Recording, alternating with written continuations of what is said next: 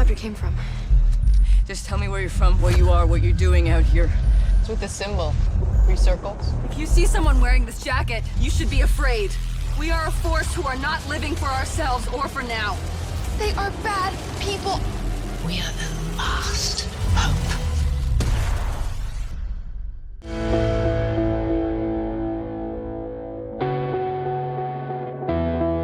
Welcome to NocBro Nation. Welcome back, guys. Jarrell here. And I'm Josh, and today we have an in-depth conversation with you guys about Walking Dead: A World Beyond.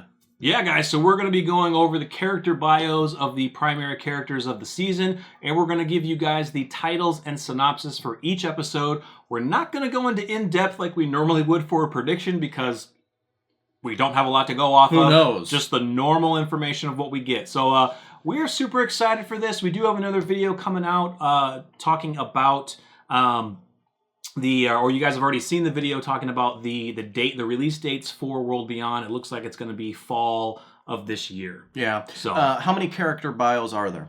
There are going to be about 7. Okay. So let us get into it, guys. So the first character, Leo Bennet, he is a solid family man and respected professor with a generous heart and unwavering optimism for the future. He'd risk his life to save the people he cares about. He was a professor in the pre-apocalypse, and he is the leader of the campus colony of the Civic Republic.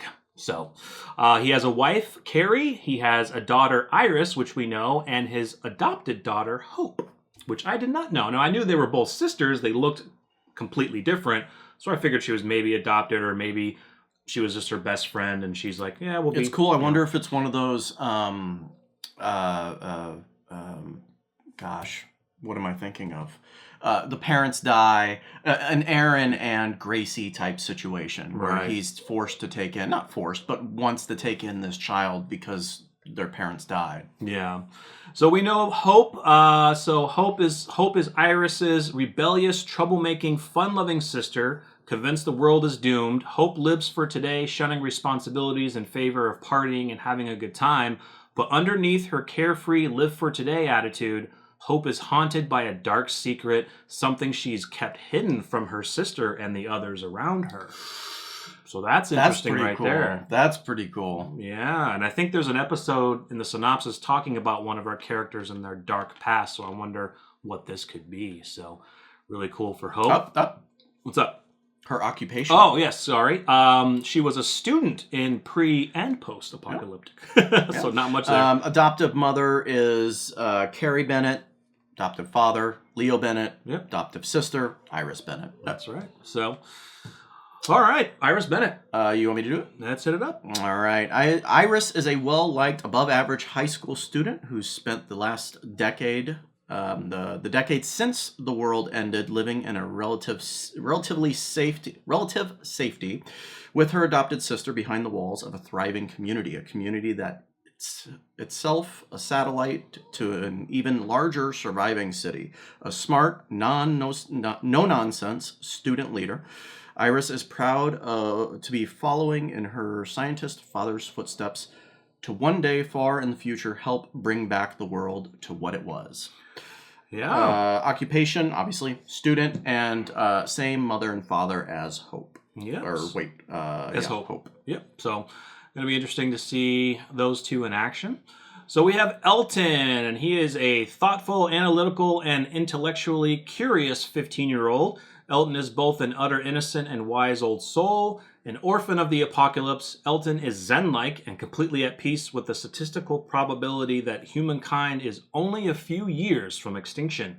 And of course, he was a student pre and post. He is a karate instructor at the campus colony. Ooh. So we've seen that in kind of the teaser trailers where he's like in these karate gi and he's like teaching people how to use self-defense for karate. So pretty cool.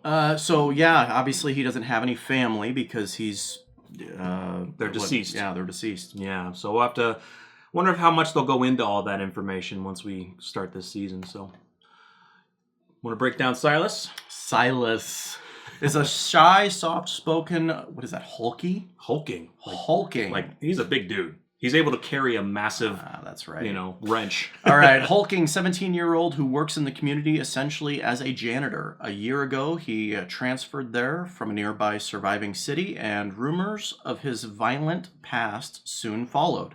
Some started calling him a monster, others shunned him completely. When Silas learns about Iris and Hope's cross-country expedition, he jumps at the chance to join them, eager to prove he's not the person everyone thinks he is.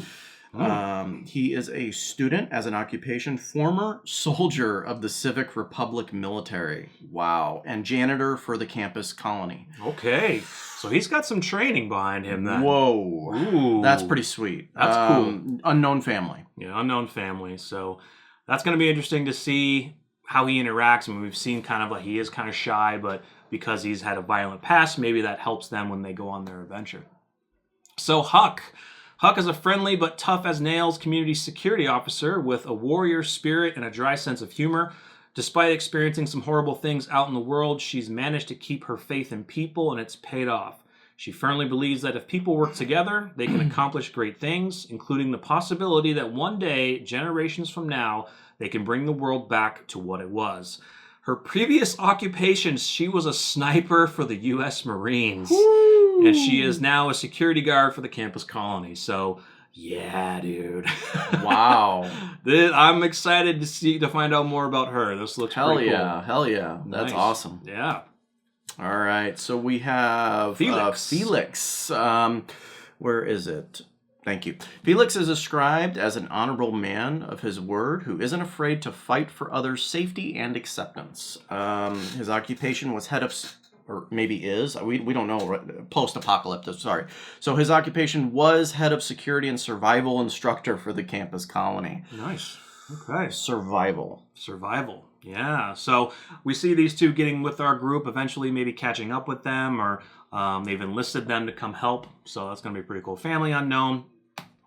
All right, so the one and only Elizabeth Kublek. Not much for her bio. She is described as a charismatic leader of a large, sophisticated, and formidable force. She is a lieutenant colonel of the Civic Republic military. So not much is known. Little is known about her pre-apocalypse, but because the actress has, I don't know if it's the actress has an English accent or if she's doing an English accent, we're led to assume she grew up in England or in the UK somewhere. So, which would be interesting. Yeah. Was she born in the United States, right? I mean, you can be if you're born in the United States with English parents. I mean, you could pick up the accent. Yeah. Definitely. But I would think maybe she could have been from England, lived for a certain time, came to the United States, still had the accent. All right, guys, so we have the titles and synopsis for all 10 episodes of this season, so we're going to read these and just give our quick thoughts. We probably won't have much, but let's get into it. Go ahead. All right, episode 1, titled Brave. Iris welcomes an enigmatic ally to their community, while Hope questions the visitors' motives.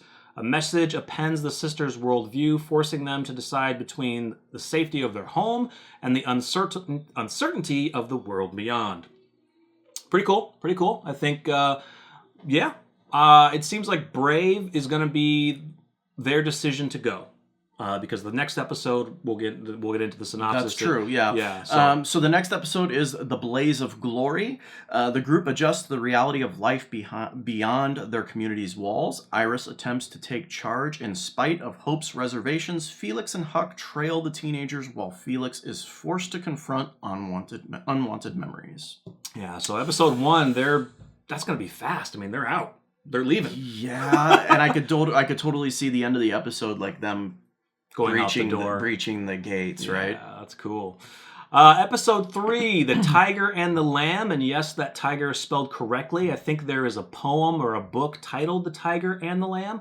But the synopsis is, burdened by their past, members of the group adopt opposing strategies for dealing with a massive obstacle.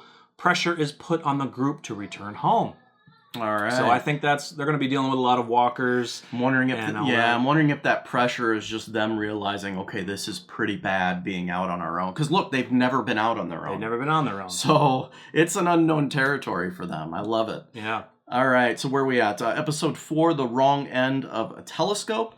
The group seeks shelter from a storm inside an abandoned high school. While resupplying, they imagined what high school life was once like and encounter new threats, both living and dead. Yeah, I mean, I love that. That's cool. I mean, Yeah. we've seen kind of in the trailers where they're kind of already in a school. They're kind of maybe like in a self-made school, Nebraska State University, maybe college. They're still teenagers, so maybe they've kind of progressed through the high school stage, but wondering what life was prior to the apocalypse because they don't know. Well, even that, they're wondering what high school was like. Yeah. So like they're in a school that is in a gated community. Everything is, bound to that one area, and now they get to see this thing outside of the world and wonder how that must have been living there. I can't wait for that episode. It's gonna be cool. And notice they said new threats living. Yep, both living and dead. Yeah, so there's going to be other groups out there. Episode 5, Madman Across the Water. While the group works together to cross the Mississippi River. Oh, wow. A plot to steer the teens back home hits a snag. A member of the group must overcome past trauma to save the others from an approaching threat.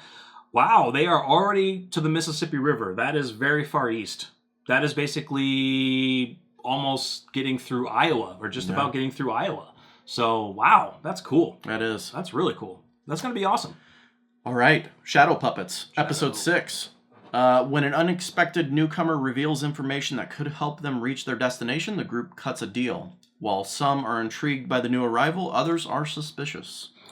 Cool. So, an unexpected newcomer, interesting, who has details of where they want to go. So this person knows the city or, the destination where they want to go. And maybe this newcomer says, I've tried to go there before, I was denied entry, or The question is that person even telling the truth? It's true. Yeah. Yeah, they could be. Is it Rick Grimes? All right, episode 7, Truth or Dare. While the group searches for something to advance their quest, one of them recalls their struggles in the early days of the apocalypse. A game of Truth or Dare brings emotions to the surface. That's pretty cool. So I would probably imagine it's going to be Huck or Felix, since they're the oldest, or maybe a newcomer or something like that. You think it's really, literally a Truth or Dare game, or are they just... I think it's going to be. I think they're going to do Truth or Dare, guys. It's going to be That's fun. pretty cool. All right, episode 8, The Sky is a Graveyard. A horrific discovery finds the group at a crossroads and prompts one of them to revisit past trauma. Oof, wonder if that's the plane wreck. Yeah. Oh, yeah, that's true. Yeah, we are getting a lot of past trauma things, dark secrets, so a lot of things are going to come out in this. So, yeah, I wonder if it's going to be flashbacks to the fall, where we see a young Hope and Iris running with her father and mother. So, yeah. Episode 9, guys, The Deepest Cut. A series of setbacks causes a member of the group to reevaluate their role in the mission. Someone makes a surprising discovery. A startling revelation casts everything in a new light. Yeah, it's like every one of these, we get some type of someone's questioning what they're doing. Maybe they don't want to be out here anymore. They want to go back. They hit a snag. It's interesting. Yeah. Quite the struggle. Yeah. Episode 10, I don't see that we're going to get much in the details of this, but In This Life is the title. A divided group struggles to reunite. Others set their sights on the greater good. Well, they're divided, so I think, certain members want to push on, others want to return. Maybe there's inner struggles as they're learning information, that CRM is not the group that they thought it was. We kind of saw in a sneak peek of CRM where Hope was kind of like saying, these are bad people. We don't know if she's talking about CRM. She might be talking about the people they run into along the way. Exactly, yeah. We're led to believe she's talking about CRM, but maybe they learn truly what CRM is about. And even in the sneak peek, Hope was kind of, when they saw Elizabeth come in, she was kind of flipping her off. So I wonder if maybe she knows who Elizabeth is. Maybe she blames Elizabeth for their father going out and then disappearing, and that's why they're upset with CRM. I have no idea. We're super excited for this. I think this season, it sounds awesome. From these synopses. Yeah, there's only Sounds 10 great. episodes, guys, and I think they said, 3 seasons? 2 seasons. 2 seasons, 20 yeah. 20 so total they episodes. are limiting it to 2 seasons. Yep. We'll see. I mean, that can always change. It definitely could. I think they're going to stick with it. I think they will, too. I think they're like, we're going to give 2 seasons just to see what the perception is of it. Of a limited series. Yeah, and I think it's going to be great. I honestly do. think this is going to blow up. Yeah. And I think that they're going to probably write it for more seasons. Yeah, I know a lot of you guys have had reservations about this. We kind of did it first when we saw like the first trailer, the music. It kind of you know, a lot of you think of CW or something, a CW kitty vibe, you know, and Well, they made it seem like they that. made it seem that way. And on some of their promotional stuff, I mean, I love the coloring and things like that, but I think this is really going to hit home regarding to learning more about CRM. Now, we're not going to get any Rick Grimes relevations and I hope or we anything. don't, right? I We really won't. hope we don't, because I think, that this needs to be its own for a little while before Yeah. we get into any type of Rick Grimes stuff. Yeah, for sure. So let us know what you think in the comments, guys. How pumped are you for The World Beyond? It will be coming sometime this fall or maybe this winter. They did say fourth quarter, so that's 4 months worth of the back half of the year. We just hope that they just get the timing right. If it bleeds over into 2021, fine, whatever, as long as we get Walking Dead stuff that we can bring to you guys. So, Absolutely. So make sure you subscribe, smash the like button, stay tuned for more. I'm Jarrell. I'm Josh. We're NocBro Nation. We're out.